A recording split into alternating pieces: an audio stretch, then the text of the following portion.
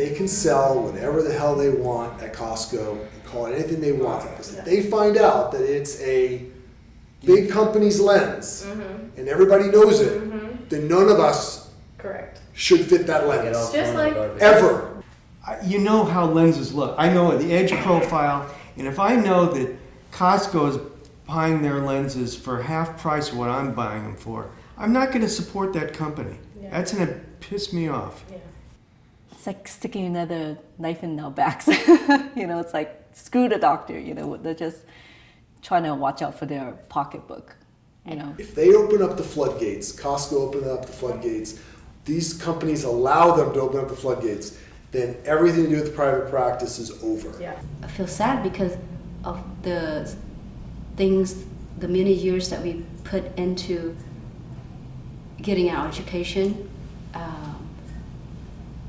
and it's just become nothing, and people can just order stuff online just like that.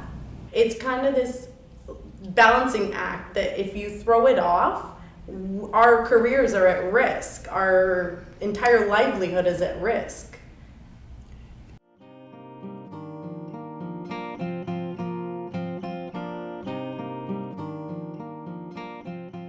I've definitely seen a reduction in contact lens sales on my office over the past 8 years, and that's mostly been from, in my practice, from the online sales, not so much the Costco's and the Walmarts.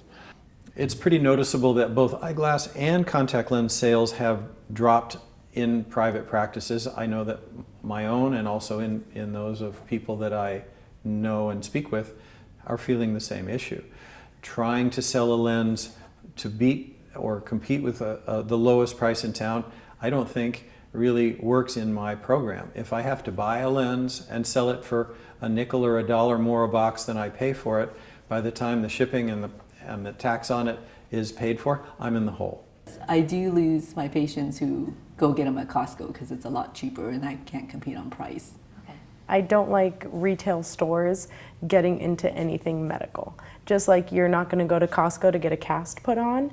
It cheapens our profession because it feels like, oh, you know what, optometrists, it's not a big deal. Seems like anyone can do it. The main thing is the patients don't come back for their annual exam to make sure their eyes are healthy because they're able to keep buying their contacts and maybe visiting different sites and different stores to buy them, and so they can stretch out the prescription instead of 1 year to like 5 years or so. And what's the major problem with that in your mind? Because they come in with corneal ulcers and that they can go blind from it. We're worried about them developing infections and things like that, and this gives us an impression of, oh, I can get it cheaper here and I can get it better here, and it's just not a position we as optometrists really want to get ourselves involved with. You want to feel like you're more medical. They're here for a medical reason versus, can I just get my prescription because I'm going to go here and get it. It's a medical device, and that's the way it should be seen, not as something that I can get $1 cheaper somewhere else.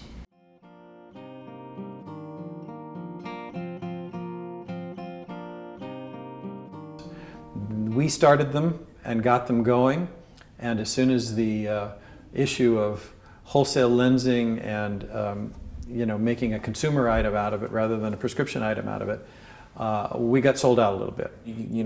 They made a good product. We recommended it to our patients. Our patients are buying it, whether from us or from other people. We kind of gave them their success. And sometimes, with a lot of businesses, sometimes they kind of forget who brought them there. I had sold so many Visticon AccuView lenses, and then when they started their price thing and they would get them online for less than I'm paying for, their profit, the rep would come in and says, is your business down? I mean, the business it's 50% off. I said, no.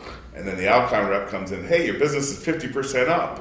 So I'm the one who decides what they get fit with. And Cooper, for example, was really friendly towards our profession. They had the Avera and the Biofinity, and I did a lot of those. And then we found out online they're selling it cheaper than what I'm buying it for. I move away. I did not prescribe that anymore.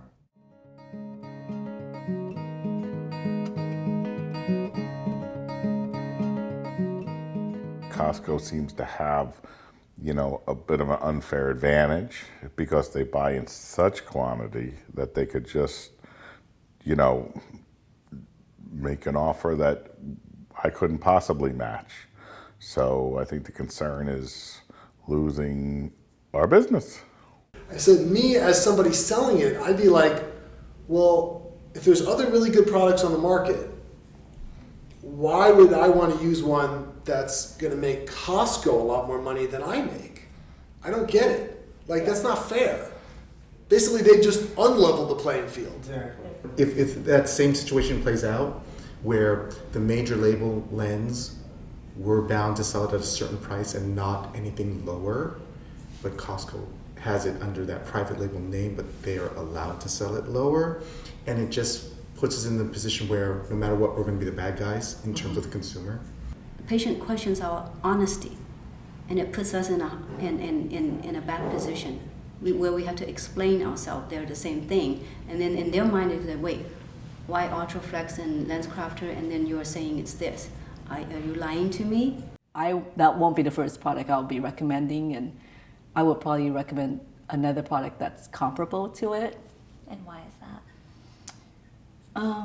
Well, so I don't know. I just maybe anger. Maybe it's just like, well, you know, they're cutting into a market, so why should I be supporting them? That's what optometry would do if we feel threatened that we're losing our patients because Kirkland.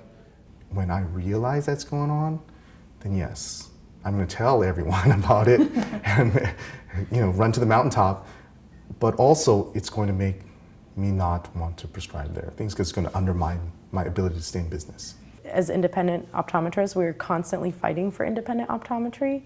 And so if we don't band together and kind of alienate these companies that are going against us, which is really what they're doing, if we don't band together and alienate these companies, then they're just going to keep doing it. It's about honesty and integrity, and if you are a partner, then treat us all fairly.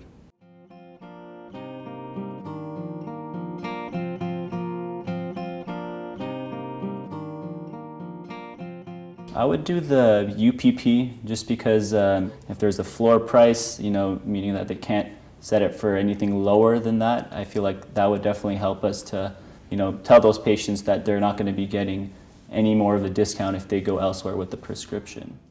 The only thing they can do is to sell the product to us private doctors at the same price as Costco, but not kind of undermining us by making a private label and sell it cheaper. If they did the rebates for less than a year's supply, like even on 2 boxes, four boxes, make them buy more than 2, but like 4 boxes of 90 packs or something a little less.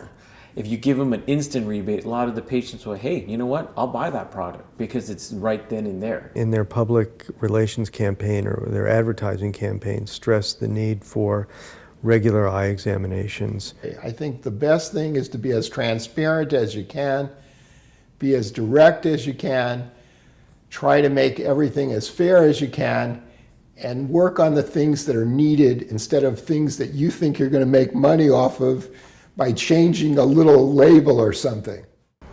From this research in Los Angeles with 17 optometrists, it seems clear that tactical offers on My Day will not be sufficient to combat the negative opinions of this launch in Costco.